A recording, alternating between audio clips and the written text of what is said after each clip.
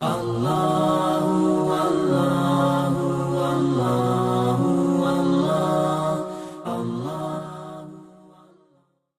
علیکم ورحمۃ اللہ وبرکاتہ۔ ایک بھائی اپنے سوال میں کہتے ہیں کہ یہ جو احادیث میں آتا ہے کہ جبریل علیہ السلام نبی علیہ والسلام کے ساتھ قرآن کریم کا رمضان کے مہینے میں دور کیا کرتے تھے، تو اس کا معنی و مفہوم کیا ہے؟ کیا جبریل علیہ السلام نبی علیہ والسلام کو قرآن حکیم کی تلاوت سنایا کرتے تھے یا آپ سے سنا کرتے تھے؟ تو گزارش یہ ہے کہ جن صحابہ کرام رضوان اللہ علیہم اجمعین نے اس بات کا تذکرہ کیا ہے کہ نبی علیہ والسلام اور جناب جبریل علیہ السلام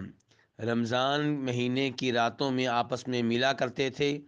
اور قرآن حکیم کا دور کیا کرتے تھے، تو انہوں نے مختلف الفاظ استعمال کیے ہیں۔ مثال کے طور پہ بخاری شریف کی حدیث نمبر 4997، اسے روایت کرنے والے جناب عبداللہ ابن عباس رضی اللہ تعالی عنہما ہیں۔ وہ اس میں کہتے ہیں کہ یعرض علیہ رسول اللہ صلی اللہ علیہ وسلم القرآن،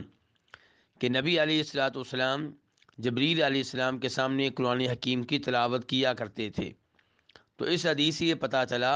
کہ نبی علیہ والسلام تلاوت کرتے تھے اور جبریل علیہ السلام سنا کرتے تھے، جبکہ بخاری شریف کی وہ حدیث جو اس کے بعد ہے 4998، اس میں جناب ابو ہریرہ رضی اللہ تعالی عنہ یہ فرماتے ہیں کہ کان یعرض علی النبی صلی اللہ علیہ وسلم القرآن کل عام مرہ، کہ جبریل علیہ السلام نبی علیہ والسلام کے سامنے قرآن حکیم کی تلاوت کیا کرتے تھے، اور ایسا سال میں ایک بار ہوا کرتا تھا۔ جس سال آپ فوت ہوئے ہیں اس سال 2 دفعہ ایسا ہوا ہے۔ تو اس سے یہ پتہ چلا کہ نبی علیہ والسلام رمضان کے مہینے میں جبریل علیہ السلام سے قرآن پاک سنا بھی کرتے تھے اور سنایا بھی کرتے تھے، اور ایسا 2 طرفہ ہوا کرتا تھا۔ اب کسی صحابی نے ایک کا ذکر کر دیا کہ جبریل علیہ السلام قرآن حکیم پڑھتے تھے اور اللہ کے رسول سنتے تھے صلی اللہ علیہ وسلم، اور کسی صحابی نے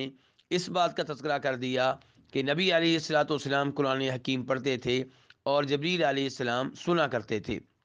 جبکہ مکمل بات یہ ہے کہ دونوں قرآن حکیم پڑھا کرتے تھے اور دونوں سنا بھی کرتے تھے، اور اسی کا نام دور ہے، اور اسی بات کی صراحت حافظ ابن حجر رحمہ اللہ نے کی ہے۔ چنانچہ وہ ان روایات کا جائزہ لیتے ہوئے جن میں تذکرہ آیا ہے کہ نبی علیہ والسلام جناب جبریل علیہ السلام کے ساتھ رمضان کے مہینے میں ملاقات کرتے تھے اور قرآن حکیم کا دور کیا کرتے تھے، ان کا جائزہ لیتے ہوئے کہتے ہیں